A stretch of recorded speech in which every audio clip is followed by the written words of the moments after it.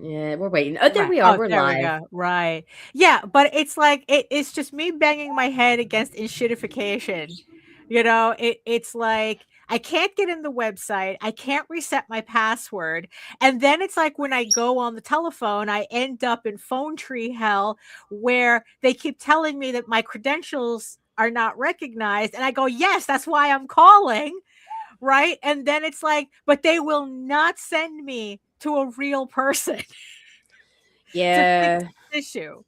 We're not having that issue. We're able with through State Farm. We've been in contact with our agent, but the issue is on the other guy's end right now. Right. There's confusion as to whether or not Junior's on the insurance, and so it's like, yay. But the thing is that shouldn't make a difference. Their parents are on the Well, no, insurance. because here's the deal. If the parents say he stole the car, because if he's not on the insurance, if they might let him go to jail versus pay. It depends on how these Oh parents are. shit! It's that type Yeah, of and so, family. yeah, so now we're waiting Holy to see what the moly! fuck happens. So it's like, yeah, okay, we but at least our car is drivable. It fucking Right, sucks that I can't use the back doors of the van right now. right. But Because probably crushed that in. dude has no car left, and it's like Right. whatevs. Well, yeah, he decided to turn his car into aluminum tissue paper because it's like he thought he was fucking Vin Diesel. He really did, dude. Look, cause let me tell you something. Had we not had that hitch or been in a smaller Right. vehicle, this dude would have probably more than likely killed at least 2 of my 4 kids.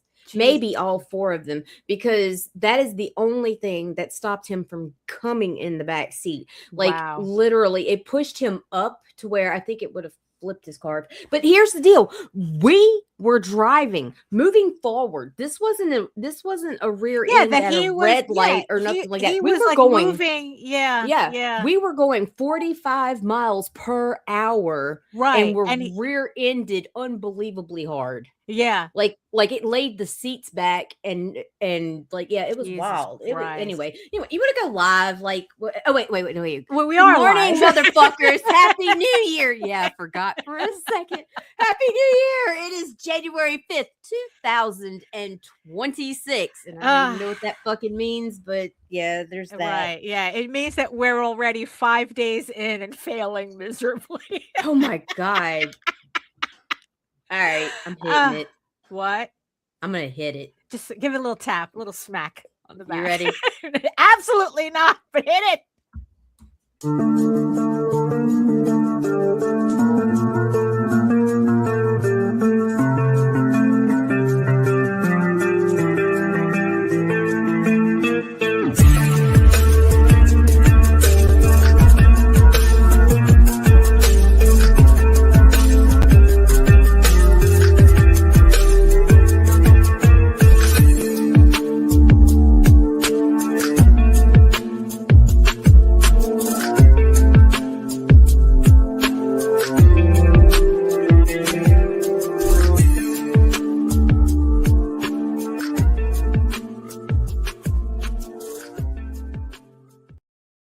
And I have nothing.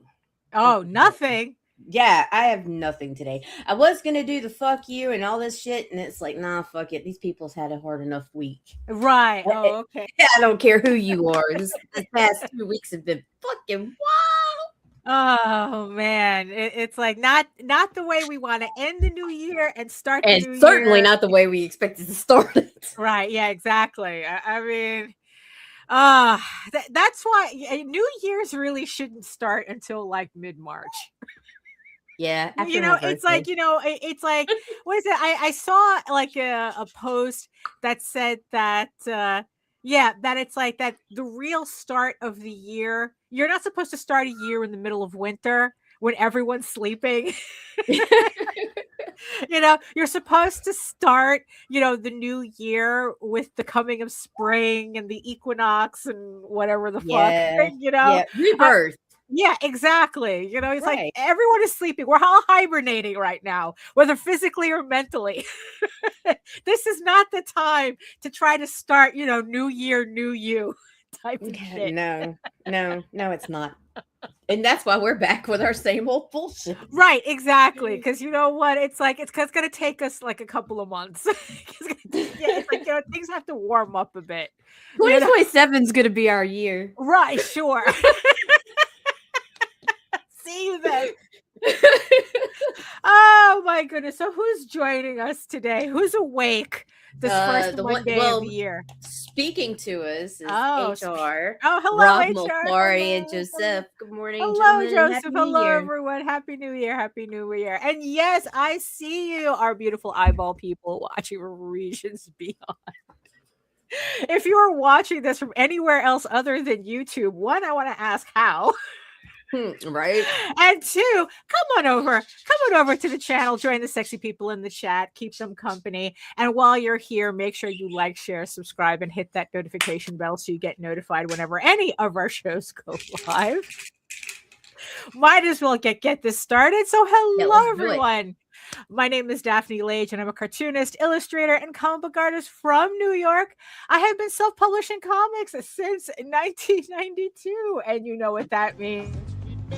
See, this business is filled to the brim with unrealistic motherfuckers. Very appropriate for today. I am the artist of the furry fantasy adventure Tall Tales. Are you awake over there? Should I be pushing? No, hold on. I got this. I got this. Tall Tales. And I am the creator of Eagle Raven, Heir of the First Unicorn, a medieval fantasy drama you can read online at eagleworks.com, EGOWORKS.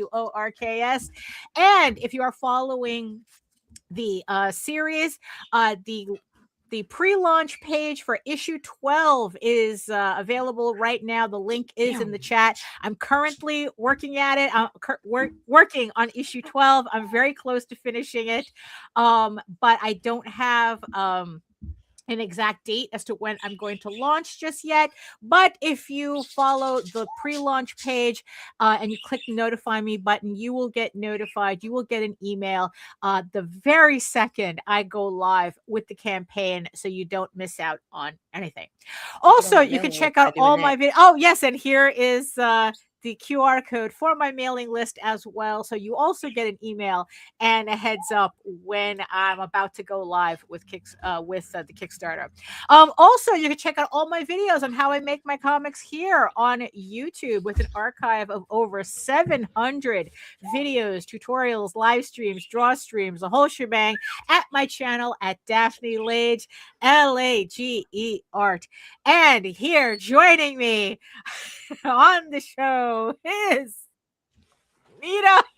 Yes. So my name is Nita Lanning, and I mean, just like I promote comic books, and I'm just here chilling with my friend. Right. Yeah, pretty much. Yeah, I'm done. I'm done with all the fancy professional level shit. Like professional? You were professional? Bitch. Oh my God. Yeah, no. But I'm done trying because because I think one of the biggest problems in this industry is like you titled it, is your fantasy self-sabotaging the real you. No, but some people's delusions are. So let's be real here. Yeah. All right. Yeah, I'm Nita. I'm e-thought on Facebook, and I post pornographic images, and I sling comic books. So yeah. In no particular order. No particular order. So how's the experiment in OnlyFans doing? I have not. Okay, so here's the deal. OnlyFans is I'm still waiting for approval because I didn't look like my identification enough. Oh my God. It's always something, right? Yeah. So which actually kind of impressed me with the site. Believe it or not, like they're making sure that my ass is of age. Right. It's annoying me because I am, but I was actually pleased to see security measures in place instead of just click here. Right. Yeah. Are you 18? Just type bitch, in your 5 years old watching butt cakes and shit. Yeah, exactly. Yeah. I mean, but also it's like considering that the environment that we're in, you know, it's like I'm pretty it's like they're friggin' what is like hedge fund shit. And I don't know who owns OnlyFans, but it's like right? They have the money to kind of like push back at MasterCard and all this bizarro legislation that's all of a sudden, it's like, I just find it funny how it's like you have legislation to protect the children written by people who are on the Epstein list. Oh, right. It's like, really? Really? This makes sense to you? So it's like, yeah, sure. Oh my goodness. But yeah, it's I don't know. It's like my thoughts are kind of like all over the place, because it's like there was something that I had wanted to talk about beforehand, but I completely forgot. So I guess I don't know. It's because they want the extra porn fee. Yeah, no, it's like it seems that extortion is a huge thing in everything that's happening with like MasterCard. Yeah, it's like, yeah, they have a problem until you agree to pay their 35% problem website fee. Isn't that something? Yeah, it's like if you pay their extortion rates, they'll all of a sudden have no problem. Well, but it only makes sense that they join in, because isn't that what everybody does? You charge extra for the NSFW, so they want their cut too. Well, right, yeah, exactly. Meanwhile, you have like open AI, just outright spitting out child porn. Yeah, that's fucking crazy. Oh, but we put security measures in place where that can't happen. Yeah, okay. Right. Okay. Yeah, sure. It's a feature, not a bug. Jesus Christ. It's like, let's see. It's like, why the wealthy want to extort money for literally anything the poor may enjoy? Well, that's true. The poor are not supposed to. Absolutely. The poor kids can't have birthday cakes. Poor kids can't have candy or sodas. You are either to work or die or both. Yeah. Work until you die. That's it. And it's all to generate shareholder revenue. That is your sole purpose in life. Welcome to the machine. Yeah, I know. Oh my goodness. So well, we started out on a great note. Yeah. So what else is going on with positivity? Yeah, I know. Positivity for the new year. So what else is going on with you? Let's see. I had a flare up for whatever my health condition is. Don't know what the fuck is going on. Right. I got some new symptoms and shit, so I was like in pain. C finished his other cycle of chemo, so now he's got he's gonna go through chemo for 2 more years. She decided to really attack him aggressively, or his not him personally, but his vasculitis. Like, and let's see, we got in a car accident, a pretty gnarly one. We got let's see what else. Like, if it could be bad, it's happened. Well, it has been a shit 2 weeks, and the only reason I'm still here is I have 4 kids, because I have responsibilities. Right. Oh no. Like, and I just like, I'm serious. The end of 2025, I was like, where is the fucking lobby so I can exit this life? Oh no. Jesus. Oh no. It's like, no, they put you on the same phone tree as Geico. But I've got some great comics coming. Can't change your information. Can't do anything. Right. Work-wise, I'm having a great time. Ethereal is doing really well again. We've got a bunch of new titles coming. Like, Tim's got some shit coming out pretty soon. I think it's Hell Her Way issue 4. It might be the next Ultimate Spec first. I can't remember. I get shit mixed up. Right. But I've got a lot of work incoming, and so that makes me happy, because like that means I get to have food on my table. Oh, so, well, that would help. Yeah, that would. And I get to see some amazing art, and I get to network with new people, because there's some people I've never worked with before coming up on the list. So it's awesome. That's good. Oh, that's good. Yeah. And then I'm working on the OnlyFans, but mostly it's going to be, this whole week's going to be updating and doing backlogging and changing hashtags and the whole mundane bullshit for everything. Jaden, please come get this cat. I've got my hand up and I'm trying to hold Toaster back because he's between the wall and my monitor and he's slapping my hand away. But if he comes across here, he's going to unplug everything. Oh, so no. Right. Yeah. You got him? Yeah. Thank you, baby. All right. All right. So, okay. Sorry about that. No. Yeah. So I'm not doing anything as exciting as OnlyFans. Although, like I said, though, it's like once you get that account, we really need to test some stuff on there. I'm sorry, Grant. Oh, sorry, Grant. That's what we do sometimes. Me too, but I ate my loft and hopefully. Because really, though, because it's like, we aren't allowed. It's like Nicholas is so sweet. Fuel. It really is.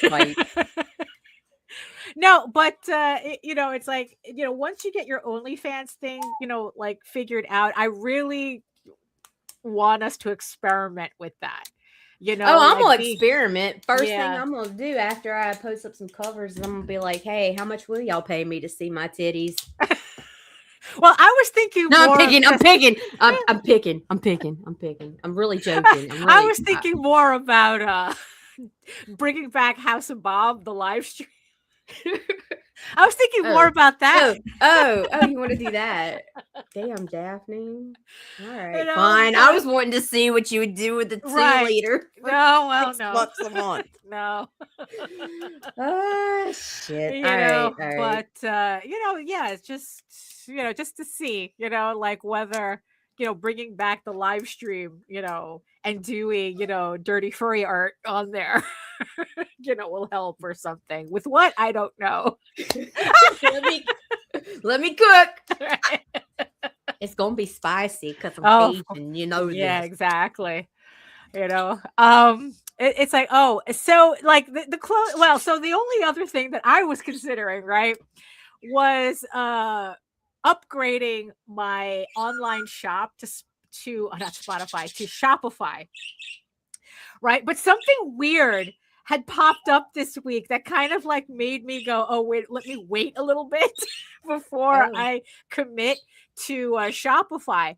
So on the previous show, I was talking. I don't know if it was on the previous show, but I remember, I was talking about like sometimes I think that my trying to be cheap gets in the way of me actually accomplishing what I want. Well, you get what you pay for. Right. And there was this whole thing about like right now my shop where you can get all my comics and my trades and everything is from Square. Not Squarespace, Square, the Square app. Yeah. Which you actually get an account for free if you get the little Square card reader that a lot of people use at conventions. And, and I've been using that, but the main thing that I don't like about it is it really doesn't allow you to sell digital items, which I really do think I'm kind of like missing out on by not offering that. Like you can sell digital items, but you have to manually send the links, which is like annoying. Because, people want to pay for their stuff and get it immediately. Right. So I was looking into Shopify, which seems to be a lot better at dealing with that stuff, especially with digital files. It has a way where you connect like some kind of plug-in to it, and then you just upload your files, and then it'll send like randomized links to people so that they can download it. As the second that they pay. So it's really automatic. And that's what I'm really looking for. I mean, selling the physical books, it's like, it's like, it's okay. It's the same. Selling physical books on Square and Shopify is the same thing, but it's really the digital options that I wanted. Right. So I was just scrolling through Instagram because it's like, I know that I said that I'm trying to stay away from, right. It's like, I'm trying to stay away much, but I was like, I was kind of like in a break, Happy New Year. Oh, hey, Melissa. And I just happened to be on Instagram, because also, it's a quick way for me to look at people's artwork. And then, so a video had popped up where somebody was saying that this weird thing is happening and they're really, really pissed off about it. So what happened is that this woman was she knew something was weird because she was getting like one-off orders from her website, which she thought was weird. Because usually, like, she sells stationery and stickers and the whole thing, right? Right. And she thought that was a little strange because usually when people go to her website, they buy a whole bunch of stuff. No one is going to buy one sticker from her, right? But she said that all week she had been getting like these weird one-off stickers, orders. And she had thought that maybe like there was like some kind of scam going on, because you know how like some scammers, they get like fake credit cards and then they try to test it by buying like little cheap things first before they actually charge a large order, just to see if the person who owns the card is paying attention, right? So she went looking into it thinking that, like a whole bunch of scammers or a scammer was using her website to test out credit cards. And what she found was that all of these orders all had emails that ended in like something like buy for me Amazon.com. And she's like going, what is this, right? And then like around the same time, I guess there was like a regular buyer of hers contacted her and asked her, it's like, yo, since when do you sell your stuff on Amazon? And the woman goes, what are you talking about? I don't sell my stuff on Amazon. My stuff is only available on my website. And she goes, no, your shit's on Amazon now. So now she's thinking, now she has like fake credit cards coming through, and now she probably has a scammer like counterfeiting her stuff on Amazon, right? Oh, shit. So she goes to look, right? I'll buy one sticker. I will. I ain't gonna lie. I've done it. It's like, so she goes to Amazon and she finds out that, unfortunately, it's like, you know what? If it was a scammer, she probably would have felt a little bit better about this. So it turns out that Amazon has this new service called Buy For Me. And what it does and what it is that they use AI to scrape people's websites and their stores and then duplicates them on Amazon so you don't have to go to their website to buy stuff. So her website was getting scraped and everything was being put on Amazon, but also because it's AI that's doing it, it was like creating its own images or putting in the wrong images or just like really fucking with her entries. So it was totally AI-ing it up. Right. So, So, so she was like going, what the fuck? It's like, I didn't opt into this, right? Amazon does not have my permission for this. And, Amazon was, and Amazon tried to explain it as, oh no, this is a thing that it's supposed to like make it more convenient for our customers and blah, blah, blah, and of course, she was complaining about it because Amazon was saying, it's like, no, you can't opt out of it. It's like, there is no opting out. It's like, this is just something that we're doing.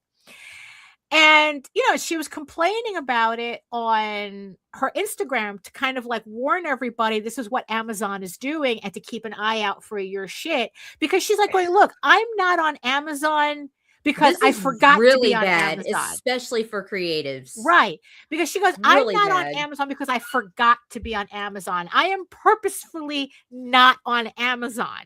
Like, this was a decision that I made, right? So that's what she was saying. And the fact that Amazon is just forcing her stuff onto Amazon anyway, and then they tried to play it off like, oh, but we're exposing you to all these people and blah, blah, blah that you wouldn't get on your own. And she's like going, you know what? I don't really give a shit. Amazon doesn't do anything out of the goodness of its heart, right? You mean Amazon doesn't care about you, Daphne? Right, exactly. And, because the thing that she mentioned, right? Well, what are you contributing to this relationship? What Amazon is actually doing is that, one, they're just expanding their whole walled garden concept, where they want to create, they want Amazon to be the only place people shop. It's literally like these companies. It's called monopolizing. Right.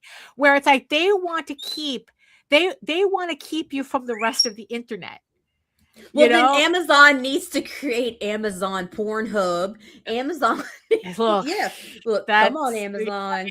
They're already doing the pharmacy, and that's kind of scary because it's like, okay, like Great Value Tylenol was scary enough. Right. Amazon Basics Tylenol is a little scarier to me. You know what I mean? No, brother. I mean, there's some things Amazon needs to keep their hands out of. Right. So people were kind of like clapping back at this woman, saying it's like, oh, well, you're getting sales you wouldn't have gotten anyway. What's the big deal? You're still making your money. Pretenses because they're paying for the AI slop. And it's like, and she's like going, look, that's not the point. I want to run my business the way I want to run my business. Thank you. I don't want Amazon to force itself onto my business. That if I wanted to work with Amazon, I would have been working with Amazon already, right? But here's the thing, though, that I didn't realize until I was actually talking about.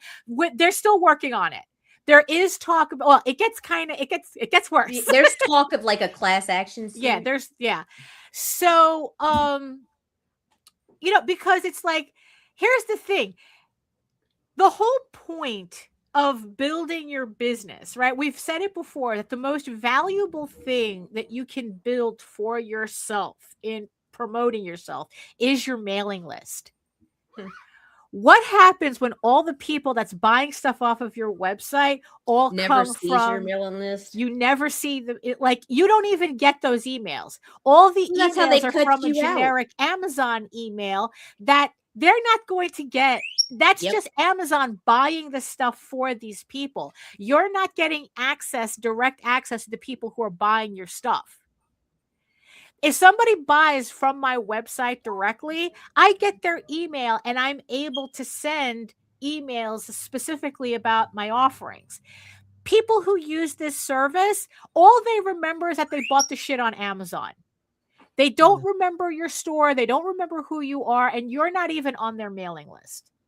So how is that benefiting me? Joke's on you. It's not supposed to. Right. But her thing also is that what Amazon is using this for is to keep track of what's actually really popular so that they can eventually do an Amazon Basics version of that thing. So pretty much it's just free R&D for them. And then, whatever looks like it can, that they can like manufacture themselves and cut out that person, because that they've done before.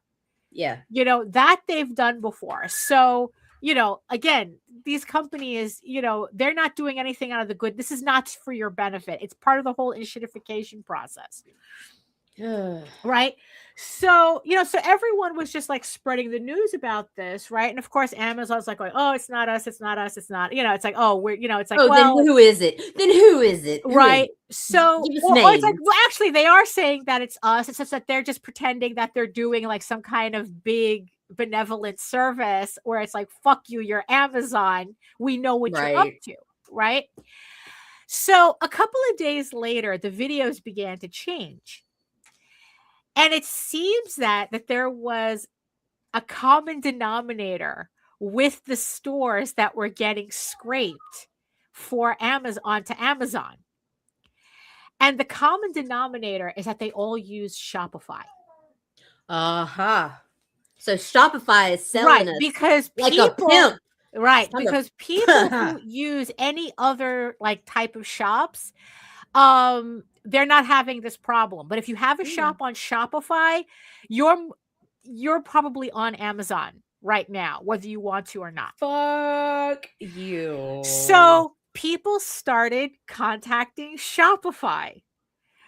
And Shopify in the beginning was kind of like, oh, there's, it's like, oh, this is just, oh, it's like, it's not really us. They're getting it from Google because we're so good at SEO marketing that everything shows up on Google and then they're scraping it from Google.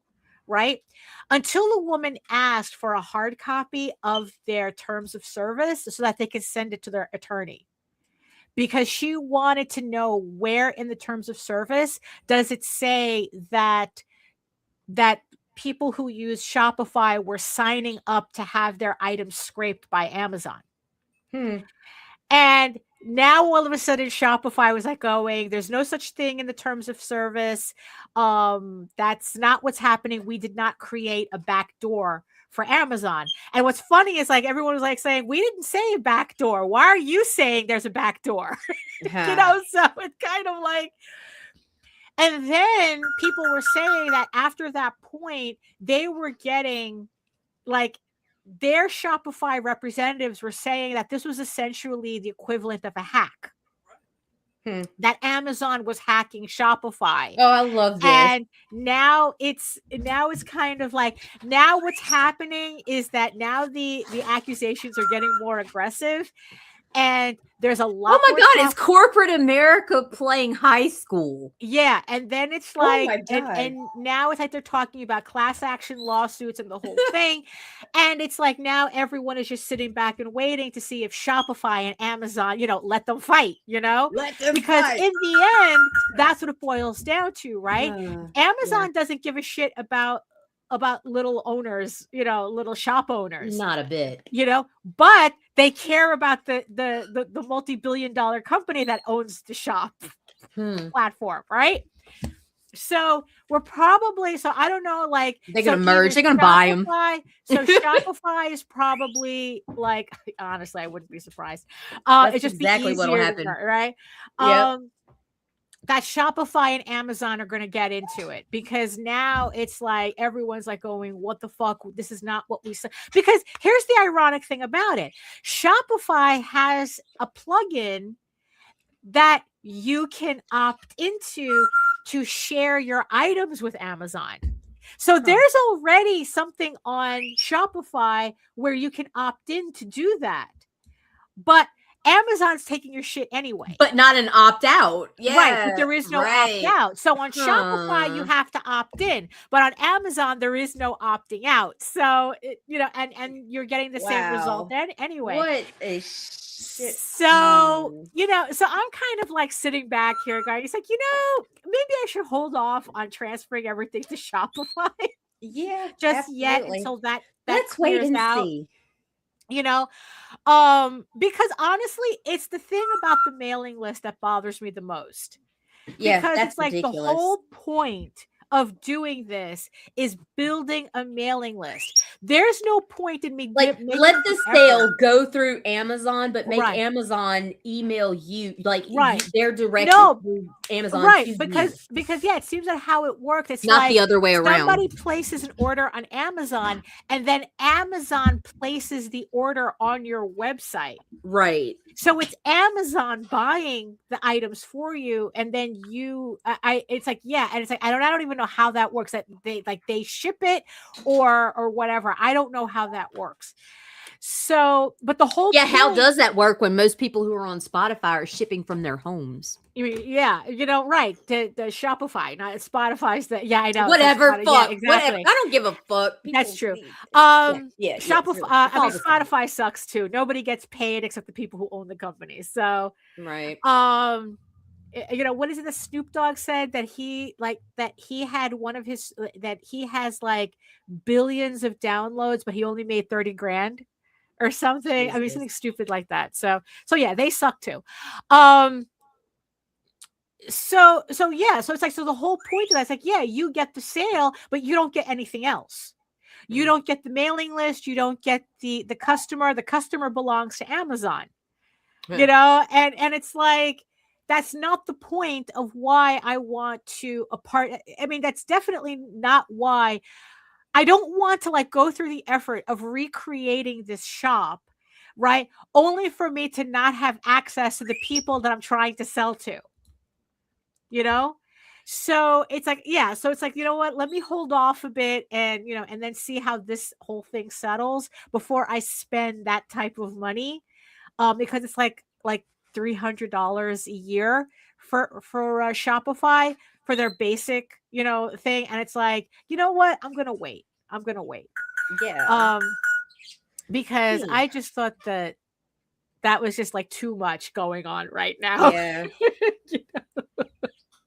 Let's wait for this to sort out. And then, because that was also the thing too, it was bad enough that I was like sitting there going, oh, I have to redo all the graphics and everything, and then only to find out that it's like, oh, I'd be doing all that work for nothing. So, so yeah, I'd rather wait. So. I feel like I'm taking crazy pills. For real. That's how it's just been feeling like, but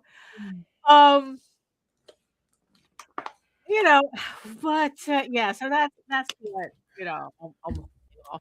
But, so so the thing that I really wanted to talk about, right? So of course, this whole thing about, like, oh, it's the new year, new me type of thing, right? When really new year bullshit. Yeah, exactly. I peeled my skin. Right. No. And and everybody does it on every, for every little thing, it's like, it's not, you don't have to be creative. It's just like, oh, I'm going to like work out and I'm going to be buff in 3 months or whatever. And then by day 3, you're like eating Cheetos, watching Netflix, I mean, I really don't need your judgment right now. Well, oh, okay. No, really, I knew better. I did not. I am not a resolutions person. I mean, it's like, yeah, and it's like, and it's kind of like funny, but not in a haha kind of way, how it's like we put ourselves through that torture. Like it's like I'm gonna fail. I'm gonna fail anyway. I'm not gonna set myself up for it. Shit. But the thing is, though, it's like the other thing where I see where there's kind of like this whole similar attitude where it's like, oh, it's like, I'm going to be right. Yeah, exactly. You're getting swole in all the wrong ways. So the other thing that I usually see, that's kind of similar to this, right, is, seeing the amount of people that come into comics, and it's like, and they talk about, like, they talk about their books, they talk about how, their business and all that. And then it's like, the longer it goes, the more you realize that what you're really seeing is not a business model as much as a delusion. They're running on fumes. Woo! And and it's kind of like, like viewership drop with that comment, Daphne. You hurt feelings. You hurt some feelings. No, you see, but the thing is, though, is that the more I hear it, right, the more it's like it really makes me think about. Now, mind you, I am not immune to propaganda. Oh no, absolutely. I am not immune to this because, it's like, here I am about to finish. I'm very close to finishing Eagle Raven issue 12, right? But the thing that's been bothering me for the past several months is that why is it taking me so long to do these comics? Right? That I could have sworn I was able to do these faster. What happened? Why am I not able to like lock in? Right? Well, because you're distracted. Well, but the thing is, though, is that I'm always distracted, right? Yeah, and but what you're I extra was distracted. realizing is that I'm not comparing my issues now to anything real. Like, the reason why it felt like I was putting out so many books so quickly was because they were done already. Like, when I started publishing Eagle Raven in 2021, I already had 5 issues inked out. All I was doing was just coloring and relettering them. Right. So I was able to put out these comics a lot faster, than, but now you have more standards and you put out slower, is what you're saying? No, unfortunately, no, that's not really it.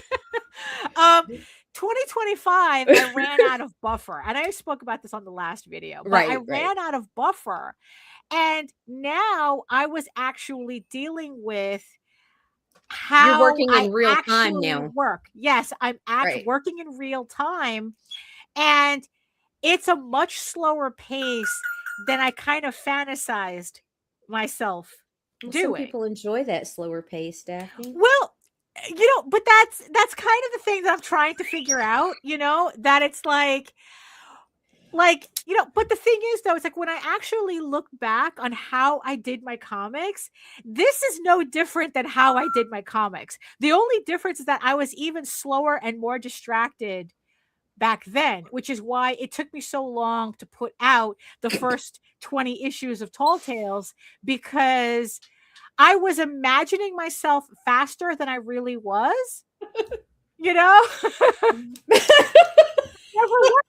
can't.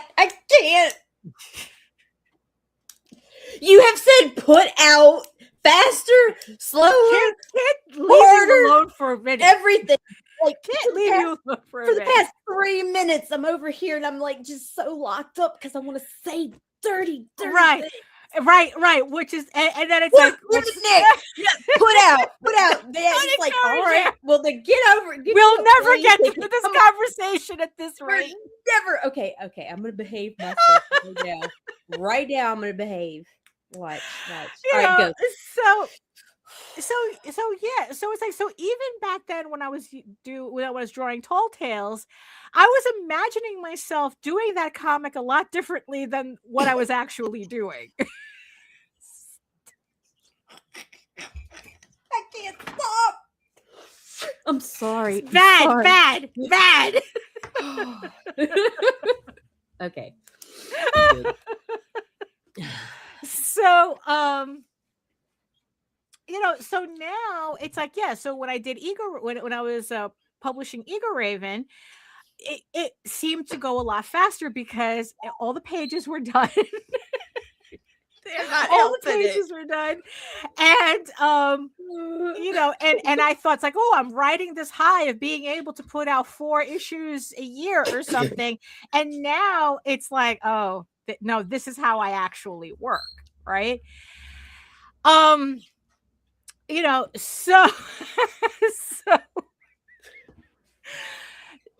So I'm sitting here trying to figure out, it's like, okay, it's like, look, I really need to get this book finished. Why can't I just, just concentrate on this? Like, and yeah, and it's like, and I'm very, right. So it's like, I'm very prone to distractions, it's like, so. Well, that's because you need somebody to ground you. Wait, now you're being the perv. Right, yeah. Well, I'm trying to head you off the path there. Yeah, good luck. So what I did, right? So there's this thing, right, called Pomodoro, right? It's some kind of timing thing, right? Where you take like a little timer and you well, that's true too, Nick. I mean, it's like, and I think that part of it is because, I'm frustrating myself because I'm comparing myself to a version of me that doesn't exist, technically. Yeah, right, exactly. It's a little timer that looks like a tomato, right? And like what you do is you cycle through 20. That's what she always does. It's like every 25 minutes, right? You just lock in, you do the work, and then after 25 minutes is done, you take a 5-minute break, and then you go back to the 25. So it's like you're working in 25-minute increments, right? Supposedly, it's like what you're doing is that you're building your endurance by giving yourselves little breaks, right? But the idea is that you just edge yourself before completion. Yeah. Right. Yeah, pretty much. Right. That's it. Right. See? But that wasn't really working for me because it felt like a lot of interruptions. It does. Because then that 5 minutes turns to 10 minutes and then I'm gone for like 2.5 hours before. Because we have ADHD and we get distracted. Right. I take the break and then it's like, oh shit. Right. And then or it's like vice versa. I'm too right. locked in and I don't take the break. Right. You know, although that's kind of more rare for me than the other thing. Yeah, the break parts are the hardest for me. I want to get back to it after a little stretch, but that's the thing though. With the break part, what's difficult about the break part is that I stay on the break longer than actually working. So what I did was like I took an old phone of mine and I decided to use it as a timer. It's like, you know what? I got to really figure out what's going on. You know, like how long does it really take for me to do a page? So Jose has this thing where he always says, no matter what happens, always spend an hour a day working on whatever it is you're working. Like he spends an hour writing. So optimally, at minimum, I should be spending an hour a day working, you know, just drawing something. But Right. it's kind of weird to say that when I'm home all fucking day. You know, to say that, oh, I'm up for 16 hours, but I have to make sure I get an hour's work done at minimum. And it's like, you know, what the fuck am I doing for the rest of those hours, right? So I took this timer and I set it for an hour and I go, okay, what I'm going to do is I'm just going for this hour. I am just going to Nonstop. concentrate on inking and I'm just going to work on whatever it is I'm working on, whether it's a panel or whatever. And I'm just going to work straight for the hour. Right. And do you also schedule your work to match your creative circadian rhythms? Like 2 p.m. till 3:30 will always be garbage for creativity. Yeah, I've tried that. JD tells me I have a distracted cat moment. I get a task, I have to do it, and I avoid it and get my real work done. Yeah, you gotta match your circadian rhythm, or you're not gonna get shit done. Because, right. Like, for me, the thing my is, though, best working hours are 2 to 4 a.m. Right. Now, because my best, yeah, what are my best hours? I work better during the day. That's all I'm pretty much sure at. Like, especially in the morning. Like, yeah, because Daphne do like her sleep. You know, yeah, it's like, yeah, it's Daphne yeah, go to bed once at 9. it hits like around afternoon, that's when it's like I really start, you know, kind of falling apart. And then once Jose gets home, I'm just like, you're done. It's very difficult, you know, for me to like get any type of rhythm, right? And also the thing is too, I know a lot of us are like this, that if there's a big task that you're scheduled to do for a day, it's like the whole day I can't lock in. I can't, like, if I know I have to like take this show, for instance, right? That even though I try to work before the show, I can't really lock in because I know that I'm going to have to stop and do the show. Right. So it's like, okay, I probably won't be able to work until after the show, but I have to try to settle this thing with Geico first. So there's all these little distractions that kind of like that keeps like, oh, well, I can't lock in because I have to do this or this, that. That's because you're so good at dysfunction. You're executive at it. Right. You're an executive. Yes. Oh man, we are professional. You know, so I set this time. So for the past couple of days, I've been really setting this timer and really forcing myself to follow this timer. And what I found is I really, not only do I have to force myself to follow the timer, right? I have to equally force myself to keep catering to the rabbit holes my brain all of a sudden wants to push me down the second I start working. Yep. You know, like the most random garbage all of a sudden wants to pop into my head, right? Like, oh, we should really look that up on Wikipedia. Has nothing to do with what, you know, I'm doing. Right. But all of a sudden at that moment in that hour, I have to push through like so many of those intrusive. It's kind of like they're intrusive thoughts, but not like in the clinical sense. It's just like stupid shit, you know, stupid shit, intrusive thoughts, Right. that I'm trying. And what I've noticed is that if I can get through ignoring it for like about 20 minutes, then my brain calms down and then I'm able to focus. Here's the catch though. The only time I don't have that problem is when I'm not in a familiar environment. So, because it's like when I was in Florida, it was very easy for me to lock in. It's like I was just sitting in bed, not watching TV because my mom's watching all her Korean dramas on TV. So I want nothing to do with that. I have no social media on my phone. So it was very easy for me to work on pages. I was just sitting in bed, just drawing, and that was it. Right. When I was at the airport, like the second I sat down at the gate, I started working and didn't stop until they called to get on the airplane. And then once I was on the airplane and realized I had the entire road to myself, I just set it up like a studio and I was working from the moment the plane took off to the moment it landed. Oh, holy shit. Like I was locked in, right? So it's like, okay, so obviously like distractions are a problem, but it's kind of like if I stay in the office, it's like I have to go through this fight of ignoring the distractions until I get over that hump, that mental hump, and then I'm able to go through the rest of the hour. Right? As opposed to imagining myself that a functionally blank device, like a surrounding of because there was a couple of things that I was thinking about that would probably a padded room and a computer. Yeah, I know. A padded room and a Huion. It's like, because it's like it's the reason why I like listening to lo-fi. There's a channel, Chill Hop, I'm always listening to, right? Try Chill Astronaut.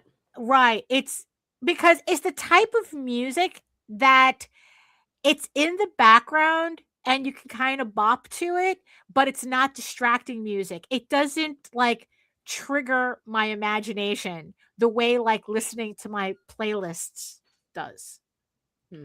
Right. And so it kind of like, and then it's like, that's how I understand. It's like, oh, that's why they say, oh, music to study with, because it doesn't, it's like, it's like background without being distracting.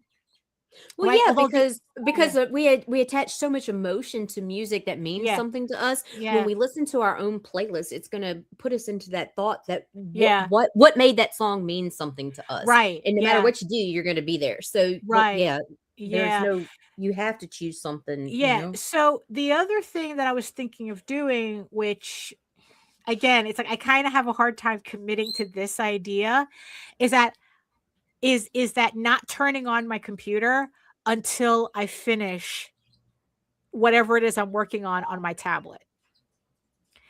Because having my computer on is just like, that's kind of like the gateway, because even if it's not social media, right?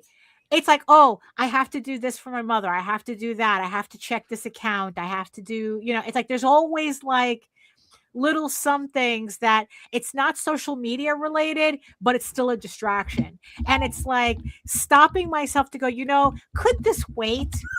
Could this wait until after I'm done with what I'm doing? Right. And so that's kind of like something that I was thinking of doing, where it's like, okay, like between the hours of 9 and 12, I don't have my computer on. And I'm just working on my tablet until I finish what I'm doing, and then, do 3 hours worth of work. And then I turn on my computer, and then, I can do whatever online errands I have to do, and then go back to whatever it is that I'm working on. Right. The other thing that I was kind of thinking of doing, right, is separating myself completely from the office and probably going someplace else to work that doesn't have all my usual distractions. Working from home, you have to treat your workspace as a workspace only. Don't make it a shared work enjoyment space. Well, you see, that's the thing. Says the billionaire. No, right. No, but you see, but that's the thing, because a lot of the stuff that I get distracted by are actually things I have to do. Oh, what? You know, like I said, it's like, so it's your tasks that are like overlap. It's like, okay. Right. Because it's like I'm, and it's like, it's just kind of like, how do I organize these tasks? No, that's me. Right. How do I organize these tasks so that I still need to get them done, but they're not interfering with the work that I also need to get done? Like, you know what it is? It's a strange, like, for some strange reason, I keep deprioritizing the work I actually need to get done for the work that I'm doing for other people. And it's like, instead of just asking, it's like, I could just do this later. Like it's not that I'm not going to get these tasks done.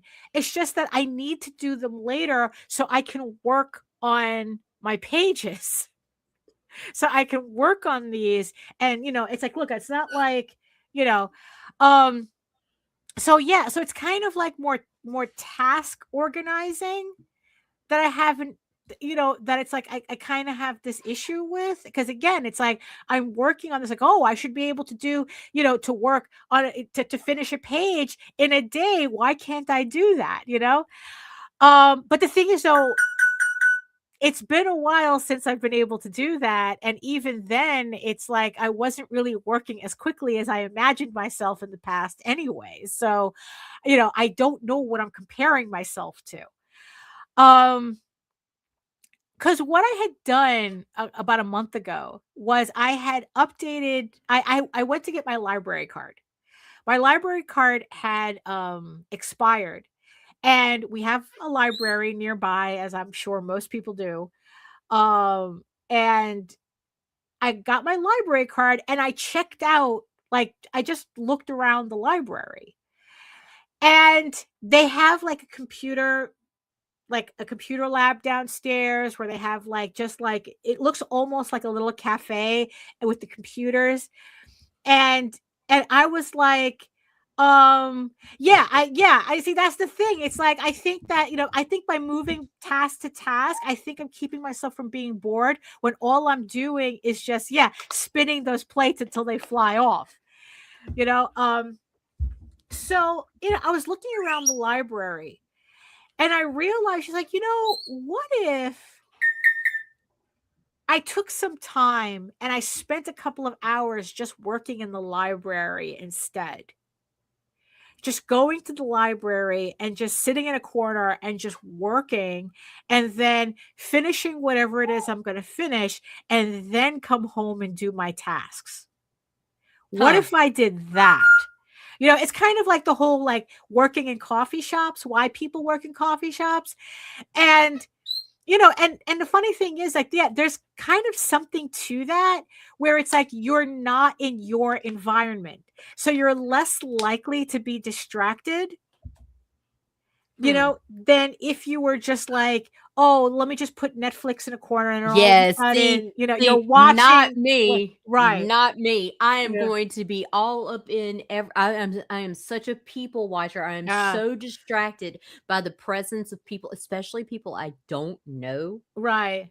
Like, I will be like, all like I'll be all over the place. Right. The library, maybe. Coffee shop, not so much. Well, right. You see, because that's the thing too. Because coffee shops are usually very loud and busy, and and the thing is, though, it's like, and the clanking. Oh my god! Right. The clanking of the It's cups. like, and it's like, that's not a good environment for me. But a library, on the other hand, well, you see, Well, you see, the thing is, it's like I'm not looking at the library to actually take out books. That's the funny thing. I actually enjoy buying books, so the library is not really for that. I'm looking at it as like a space where this is a space where people are literally going to be left alone. You know, nobody goes to a library to socialize because that's not the environment. You know, that's not the environment, right?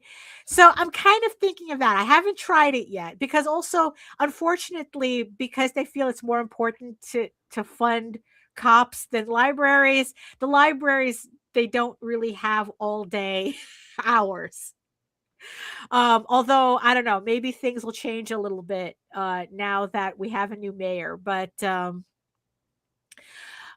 you know, so it's like the library kind of has different hours. Like they're not an all day. It's not like I could just show up at 9 and leave at 3 or something like that. Like I think on Wednesdays they open at 1. So I would still have to figure out how this would work for me.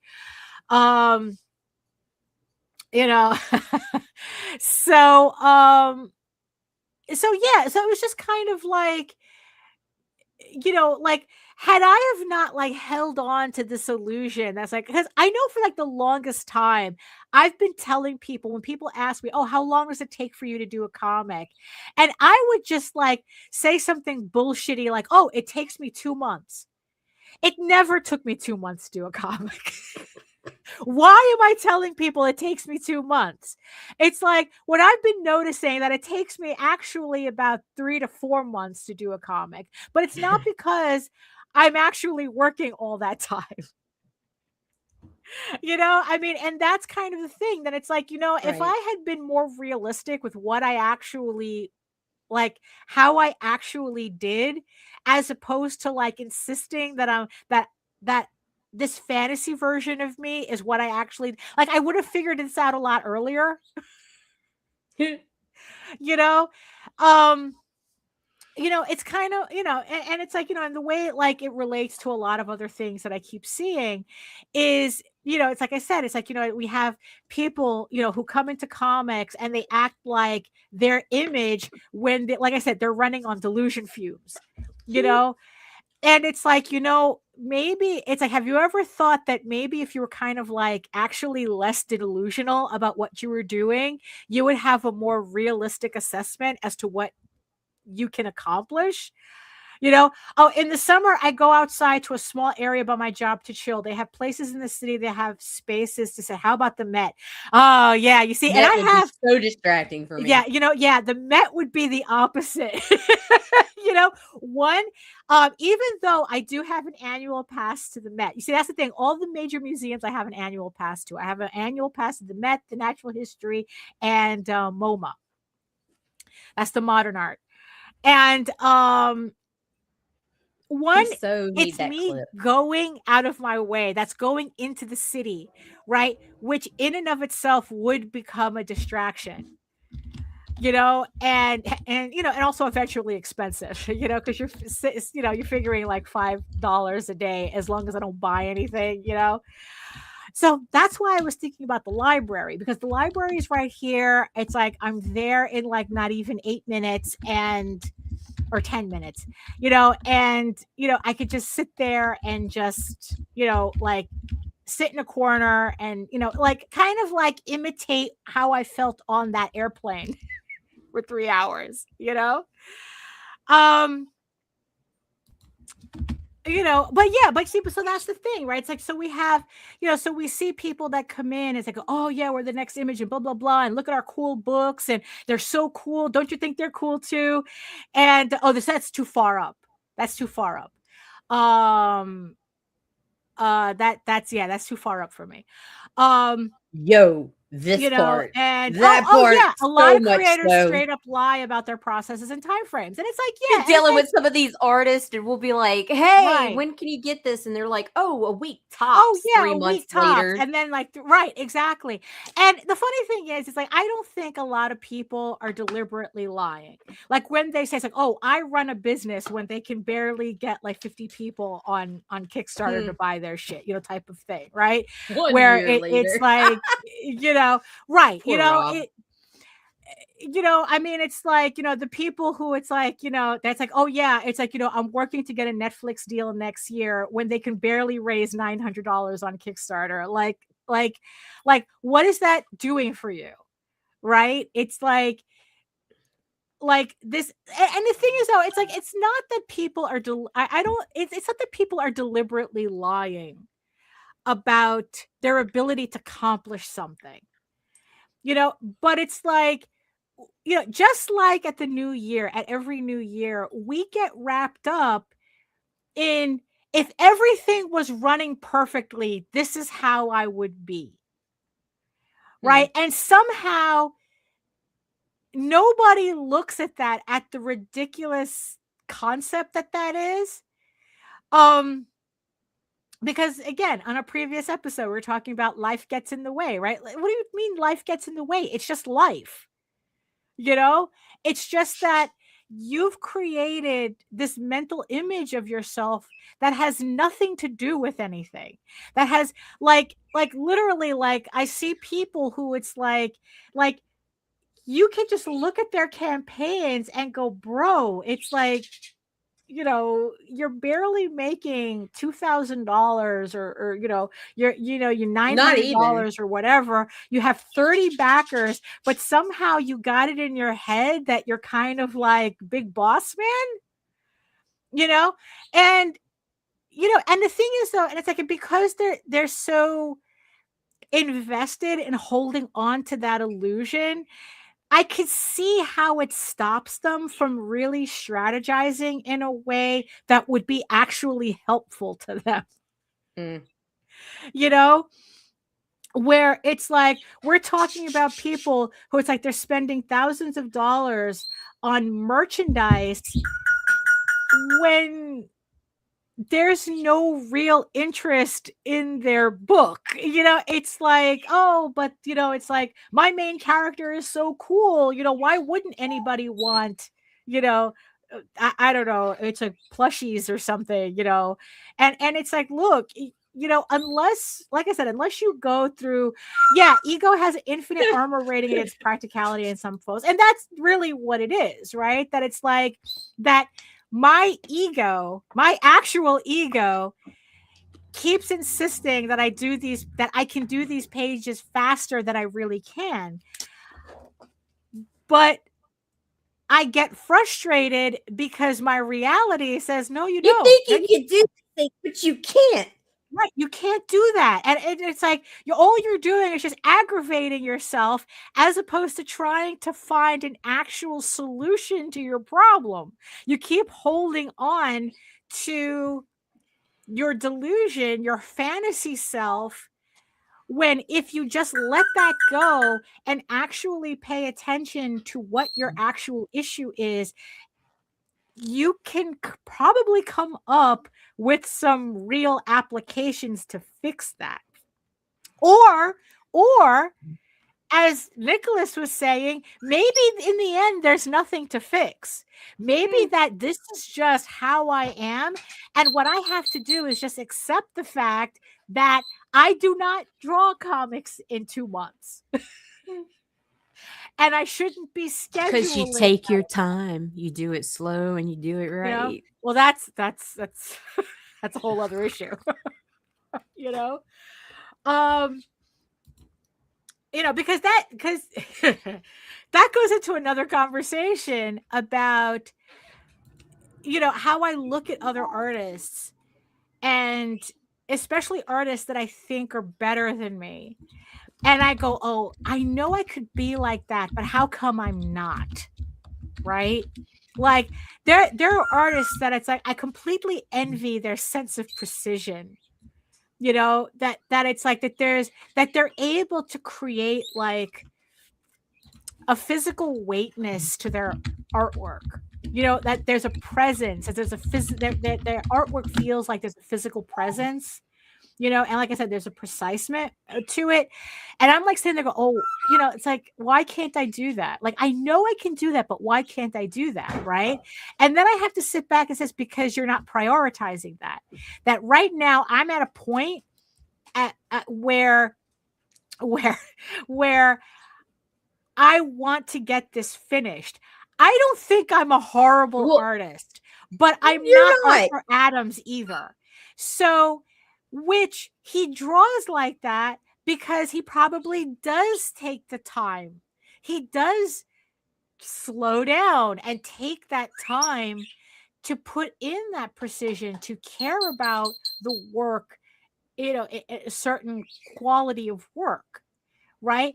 But I've decided that it's more important for me to finish my work as it is than it is to kind of like, well, I could actually be a better artist if I just slow down and take more time.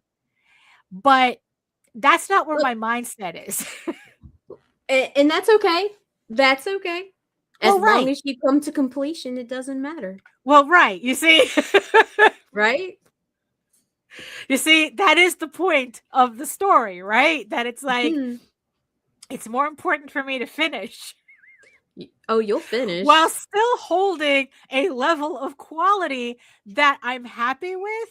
But bitch, you are high class. You are great. You are good, Daphne. It's not at a level where I like to imagine. You see, and that's another part of fantasy, right? Melissa says, I've accepted that I work at a pace that doesn't kill me, but it doesn't mean I have to like it. So that's like another, right? That's another thing, right? It's like the other end of like your fantasy self, right? Where it's like, okay. Poor Nick. You were tired. Yeah, no, but the thing is, that I've heard that story before. That there are people who look at time lapses and then they get upset that they don't draw that fast. I can see Nick trying to draw as fast as a time lapse video. Poor Nick. It's like, but the thing is, there are people who actually talk about, like creating a fantasy version of you. I mean, so it's like really, it's like comparison is what is it? Comparison is the somebody. Nick, I know you know this, right? Comparison is the something of joy. The thief of joy, or some shit like that. Right. Comparison is the thief of joy, even when we know logically it's impossible. It's a time lapse. Logically, we know that's impossible. That's a camera trick. But somehow we get it stuck in our head. Well, why can't I draw that fast anyway? Because, and it's like, how much of that shit gets in the way? It's like, and then it's like, I'm looking at people like Arthur Adams and whatever. And it's like, oh, but it's like, why can't I draw like that? And it's like, because you don't want to. Because in the end, it doesn't matter. If you wanted to, you could practice, drawing like that. But you don't want to because you're prioritizing something else. And it's like, and it's okay to do that. Right to you. Right. And it's okay to do that. Like I said, it's like my stuff's not horrible. I like my work, but it's not Arthur Adams. But one has nothing to do with the other.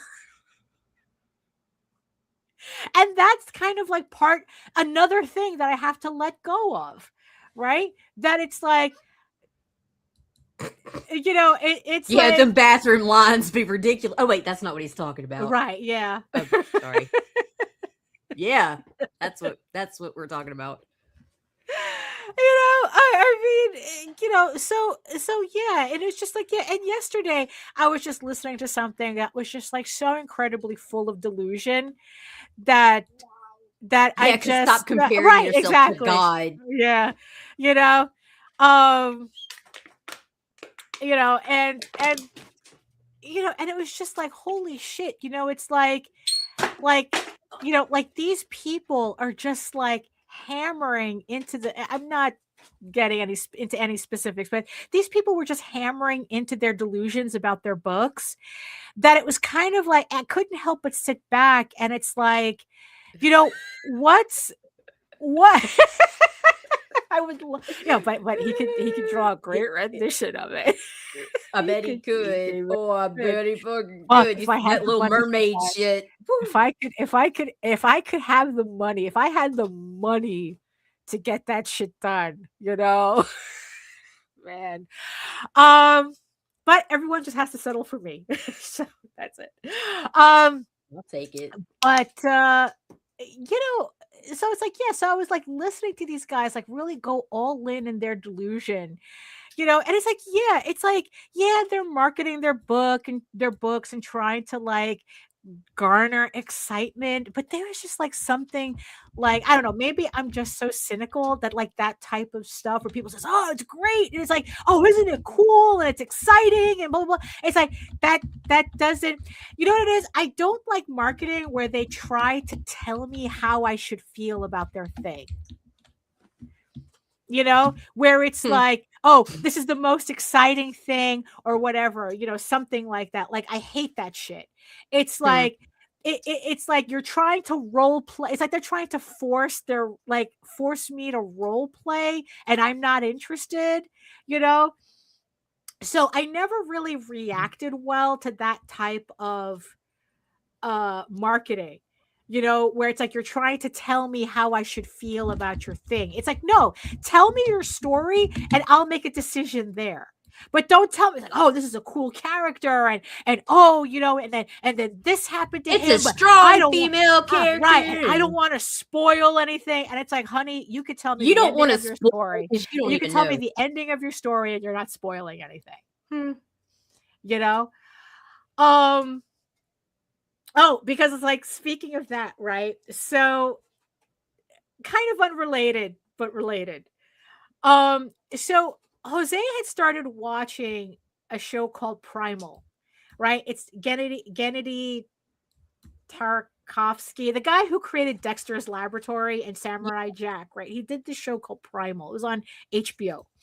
Right. And Jose had started watching it. And I had come in the middle, right? And because at first I thought like Primal was about like, oh, this is kind of like an homage to those Hanna-Barbera cartoons or whatnot. No, that shit is brutal. Yeah, absolutely brutal. So I came into, I was passing through, he was watching it, and the shit like made me sit down. The shit has no dialogue, right? It didn't have to tell me anything, you know? Right? But that shit had me hooked, right? So I sat down and watched, right? By the time we were like 3 episodes away from the final, we were in the second season. And I think, yeah, so it's like we were 3 episodes away from the final episode. And this series has been giving me the sweats. Like, it's literally giving me anxiety as to how this story is unfolding. You know, a story with no words, right? No dialogue, right? But I'm like riveted. The thing has me in a chokehold, right? So I was so like, by the third to last episode, like, something happened. I go, no, I can't continue. I cannot continue. I have to find out what happens, because this thing is making me a nervous wreck. Right? So I went online and I looked on Wikipedia and I read the spoiler for the last 2 episodes. Right? The thing that I was mostly looking for is like whether the baby dinosaurs survive. So it's like, okay, fine, the baby dinosaurs survive, so I'm good. Because they were just I mean, I think the difference between Primal and Game of Thrones, right? Because they both kind of had the same thing. Everything's on the table, you know, where it's like, don't have a favorite character, because you know, it's like, but the difference with Primal was that the stakes felt real. In Game of Thrones, it just felt like they were killing off characters for the sake of killing off characters. But in Primal, it felt real. You know, it was just like Game of Thrones felt like it was manipulating me, while Primal was just like, no, this story has real meaning, even though there's no dialogue whatsoever. It was very strange, right? So, you know, so I know how it was going to end. right? But still, though, right? I still had to watch those last episodes knowing how it was going to end because I needed to see how it was going to end, right? And the funny thing about it is that when we finally got to the ending that I knew was going to happen, both me and Jose were mad about how it ended. Once we actually saw how it ended, me and Jose were like, Jose goes, I don't think I like that ending very much. And I go, no, it makes me angry. That is like the worst ending, And, and we were like talking about, but the funny thing is that I had spoiled it for myself, but the story still unfolded in a way that wrecked me. It's kind of like how you're watching the extended version of Lord of the Rings. You know how that shit's going to end, but that ending still slaps. You still, like, for some reason, you're still shocked that when Rohan finally answers the beacons, It's like, you're still like, oh my God, is Rohan going to answer? It's like, we saw the movie 37 times. Why are we still like that, right? So I kind of have I don't take the whole thing about spoilers seriously because of that. Because it's like, it's how you tell the story that I think is more important than the spoiler. You know what I mean? Right. So it's like, so when these guys are like, oh, my comic is cool and this and the other thing, and we've never done this before, and blah, blah, blah. You've never seen this before, but I don't want to spoil anything. But the thing is, though, is that up until that point, they've just been kind of rah-rah-rahing the most basic bitch story about a superhero team I have ever heard. So it's like, you know what? I don't think your spoiler is as big as you guys want to pretend that it is.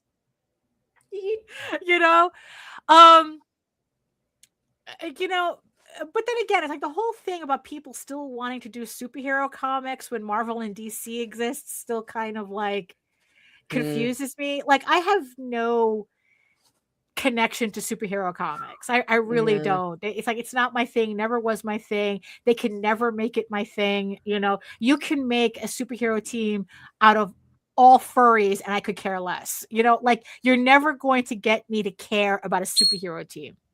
No matter what you do, right? So I guess that's what makes it more annoying when they try to use that manipulative, like, oh, you're going to think this is cool. And this is like, no, I'm not. No, I'm not. So shut the fuck up. Right, exactly. So it's like that just goes into a whole other thought process about why are you even bothering with superhero comics when Marvel and DC exists? Because it's like, honestly, I'm really convinced that when people say they're superhero fans, they're fans of the superhero genre, what they really mean is that they're fans of Marvel and DC. They're not really fans of some rando superhero X-Men wannabe team that some guy made up. I mean, I don't know, but that's just me, though. That's just me. But in the end, it's like my whole point, right, is that they get wrapped up in in this kind of rah-rah thing because, again, they're running on this fantasy version of themselves, right? They're the next image, they're this, they're that, or whatever. But they don't take the time that they don't look at what's actually happening. You know what I mean? So it's so when things don't go their way, they don't know how to pivot because they're so wrapped up in their delusion that they're kind of flapping around, but, it's like, I don't know. So that's kind of the thing that I'm trying to avoid, with myself and honestly, and failing miserably at, it's like, look, I can talk about this because I understand how strong that pull the ego does to you, where the ego is telling you shit that has no basis in what, like you're looking at the reality of your situation, but your ego is like going, no, that has nothing to do with anything. And then all you're doing is just frustrating yourself, going, why can't I accomplish this? And it's like, well, it's because of the medicines you're on, and that's why. Oh, well. Or conversely,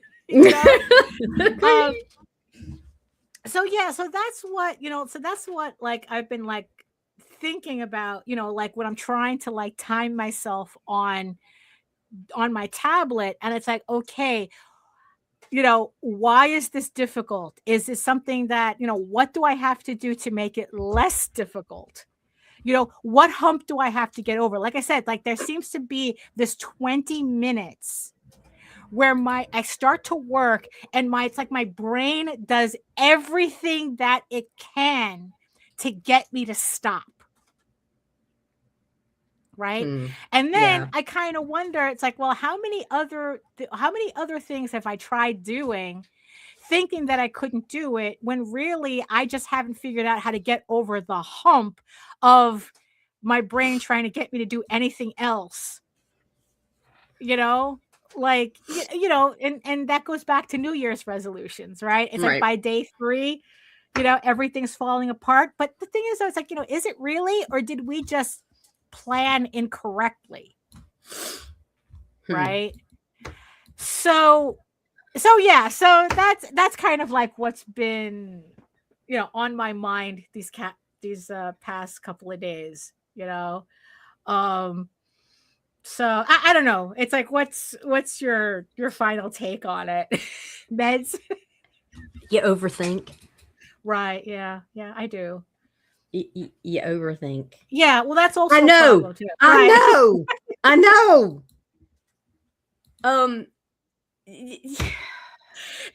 Michael says people need reality checks. The sooner the better, because the inevitable crush will be worse the longer the delusion lasts. And good morning. Good morning, Michael. No, yeah, and that's a part, yeah, and that's like a thing too, because it's like the more we keep fighting, the less we're putting into actually solving our issue, or at least creating a realistic view of where we stand.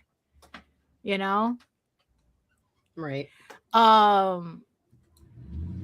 It's kind of, yeah, I mean, yeah, it's, yeah, that's all I got for today.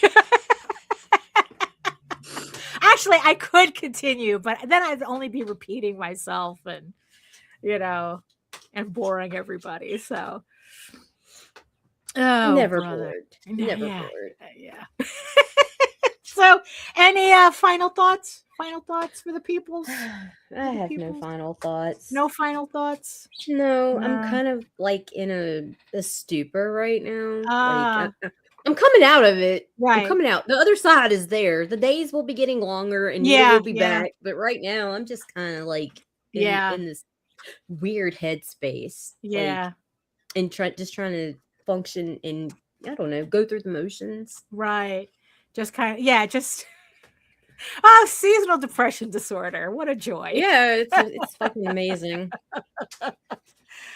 Oh my goodness. So I want to thank overthink, overcompare, let yourself be yourself, and so work like you need to. Everyone else can wank off. I know. It's the buildup that matters, Nick. Yeah, but sometimes there's too much buildup. Look, bitch, I said I was edging today. Because then that becomes a distraction in and of itself. If y'all want to get off to this, come back Monday. That's where I stand, and by then I'll have my OnlyFans. Right? Yeah. Like I said, I'm looking forward to experiment. Oh God. I bet you are. Yeah, sure. Oh. But see, here's the thing, Daphne. I'm willing to work at your pace. Oh, okay, that's good. And I'll make sure that you get completed. All right. Perfect. It's cold shower time. It's good we're on the same page. Although, albeit, we're reading different books. Whatever. So again, I would like to thank all the people in the chat who joined us today and apparently had a lot to say today. Wow, a lot of comments today. Thank you. Thank you so much. And I'd love to thank all of our beautiful eyeball people for having us in the background, yammering, in your ear while you're doing actual work. And we worry about your questionable sanity. Right. Like, or why? Why are you here? You're using us as a distraction from your work. There you go. Oh my goodness. So that's it for us. Thank you everybody for joining us. You could be listening to anybody else or to Spotify. But instead, you decide to spend your hour and a half, your valuable hour and a half with us. And we thank you for that. Although we also apologize. I apologize for this for last nothing. Hour and a half. You asked for it. If you're here, you knew what you were coming for. And if you didn't, you're welcome. Yeah, you could have left at any time. Oh my gosh. Emotional damage. You need some help? So if you want to learn more about me, you can head on over to my main portfolio site at egoworks.com, EGOWORKS, where you can read Ego Raven, Heir of the First Unicorn for free.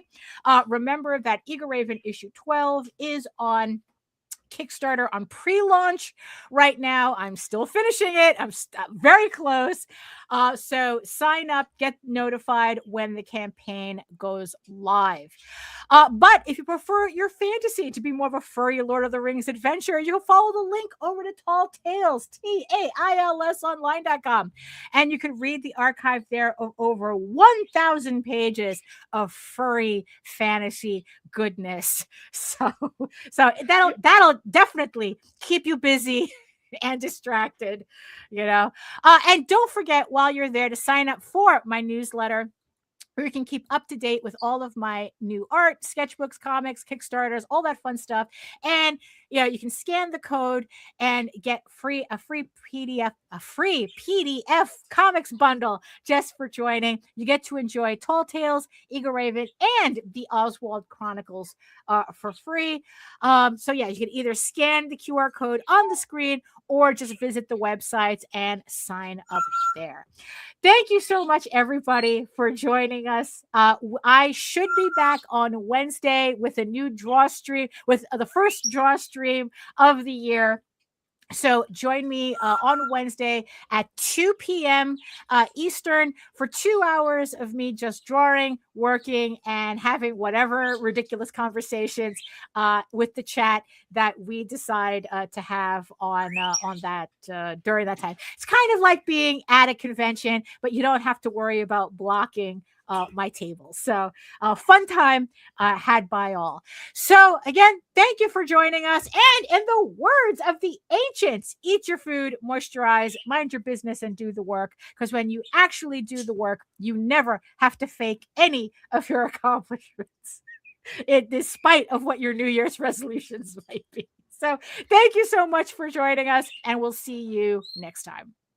Later. Well, then get your shit together. Get it all together and put it in a backpack. All your shit, so it's together.